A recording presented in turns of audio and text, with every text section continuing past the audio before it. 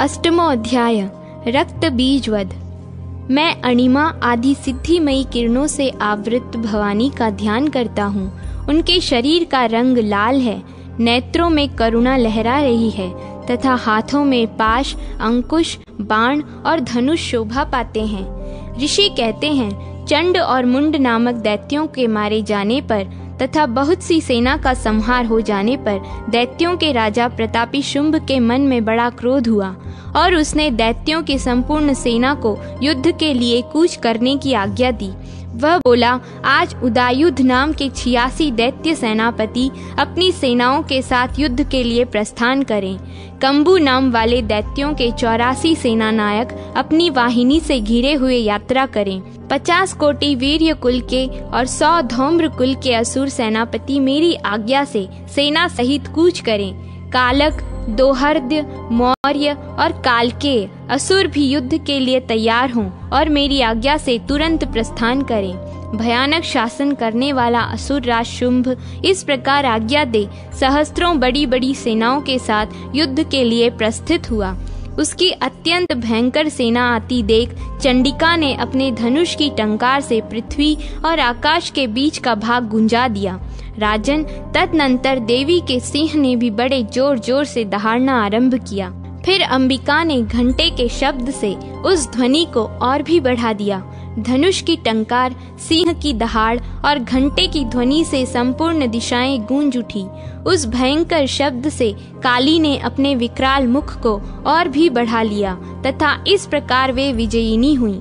उस तुमुल नाद को सुनकर दैत्यों की सेनाओं ने चारों ओर से आकर चंडिका देवी, सिंह तथा काली देवी को क्रोधपूर्वक घेर लिया।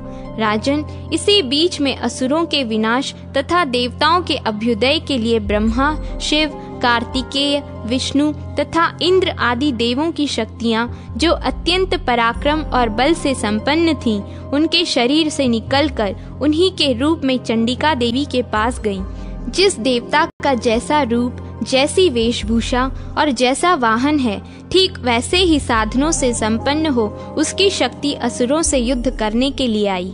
सबसे पहले हंस युक्त विमान पर बैठी हुई अक्षसूत्र और कमंडलू से सुशोभित ब्रह्मा जी की शक्ति उपस्थित हुई, जिसे ब्रह्माणी कहते हैं। महादेव जी की शक्ति वृषभ पर आरूढ़ हो, हाथों में श्रेष्ठ त्रिशूल धारण किए, महानाग का कंकण पहने, मस्तक में चंद्र रेखा से विभूषित हो वहां आ पहुंची। कार्तिकेय जी की शक्ति रूपा जगदम्बिका का उन्हीं का रूप धारण किए श्रेष्ठ मयूर पर आरूढ़ हो, हाथ में शक्ति लिए दैत्यों से युद्ध करने के लिए आईं। इसी प्रकार भगवान विष्णु की शक्ति गरुड़ पर विराजमान हो, शंख, चक्र, गदा, शांग्र, धनुष तथा खड्ग हाथ में लिए वहां आई। अनुपम यज्ञ वराह का रूप धारण करने वाले श्री हरि की जो शक्ति है, वह भी वराह शरीर धारण करके वहां उपस्थित हुई। नारसिंह शक्ति भी नरसिंह के समान शरीर धारण करके वहां आई। उसकी गर्दन के बालों के झटके से आकाश के तारे बिखरे पड़ते थे। इसी प्रकार इंद्र की शक्ति वज्र हाथ में लिए गजराज ऐरावत पर बैठकर आई। उसके भी सहस्त्र नेत्र थे। इंद्र का जैसा रूप है वैसा ही उसका भी था।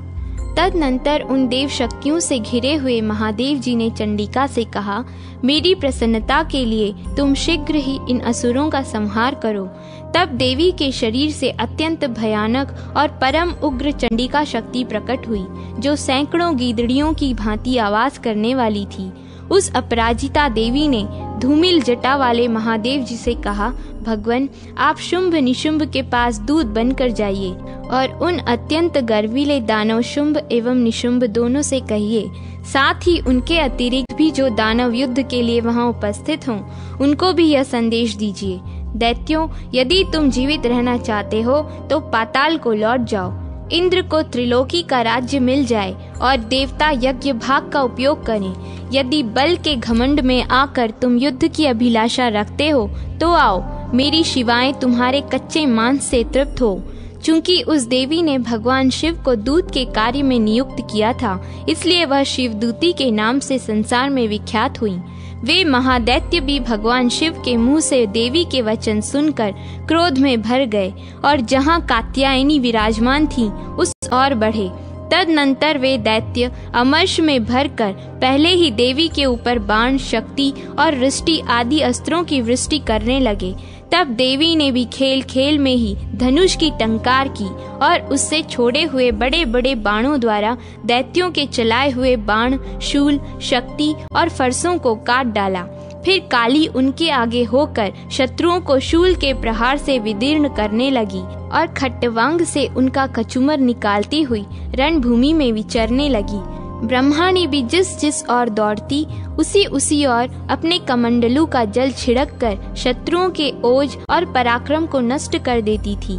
माहेश्वरी ने त्रिशूल से तथा वैष्णवी ने चक्र से और अत्यंत क्रोध में भरी हुई कुमार कार्तिकेय की शक्ति ने शक्ति से दैत्यों का संहार आरंभ किया। इंद्र शक्ति के वज्र प्रहार से विदीर्ण हो सैकड़ों दैत्य दानव रक्त की धारा बहाते हुए पृथ्वी पर सो गए। वराही शक्ति ने कितनों को अपनी थुथुन की मार से नष्ट कर दिया। दाढ़ों के अग्रभाग से कितनों की छाती छेद डाली तथा कितने ही दैत्य चक्र की चोट से विदीर्ण हो गए। नारसिंही भी दूसरे महादैत्यों को अपने नखों से विदीर्ण करके खाती और सिंहनाद से दिशाओं एवं आकाश को गुंजाती हुई युद्ध क्षेत्र में विचरने लगी। कितने ही असुर शिवदूती के प्रचंड अट्टहास से अत्यंत भयभीत हो पृथ्वी पर गिर पड़े और गिरने पर उन्हें शिवदूती ने उस समय अपना ग्रास बना लिया। इस प्रकार क्रोध में भरे हुए मात्र गणों को नाना प्रकार के उपायों से बड़े बड़े असुरों का मर्दन करते देख दैत्य सैनिक भाग खड़े हुए।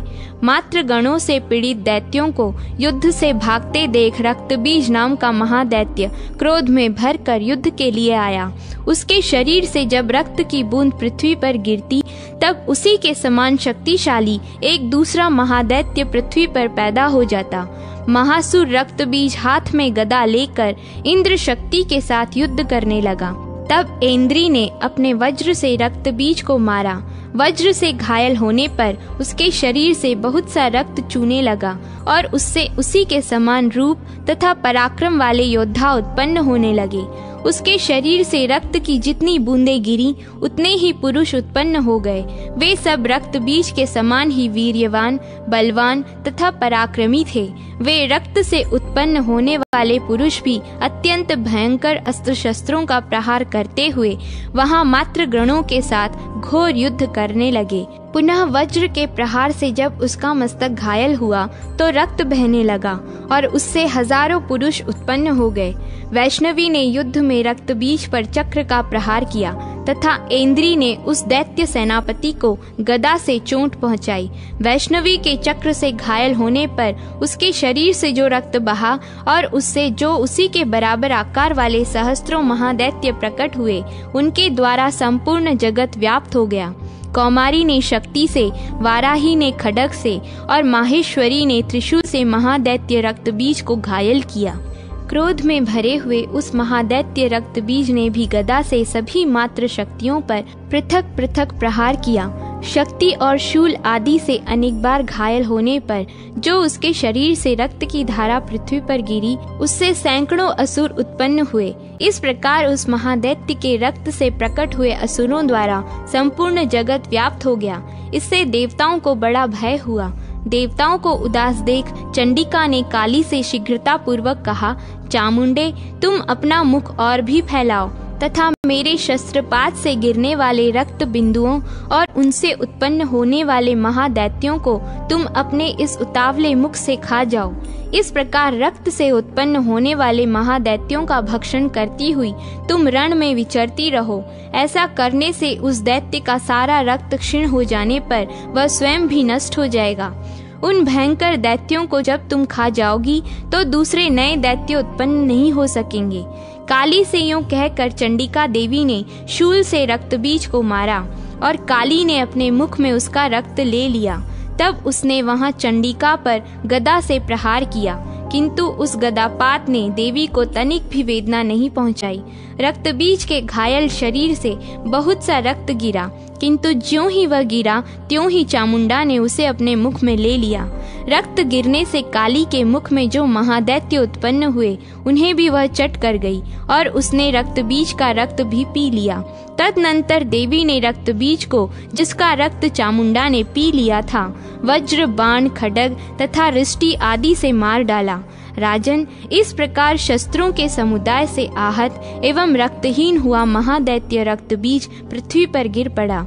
नरेश्वर, इससे देवताओं को अनुपम हर्ष की प्राप्ति हुई और मात्रगण उन असुरों के रक्तपान के मद से उद्धित सी होकर नृत्य करने लगी। इस प्रकार श्री मार्कंडेय पुराण में सावर्णिक मनवंतर की कथा के अंतर्गत देवी महात्म्य में रक्त बीज वध नामक 8वां अध्याय पूरा हुआ।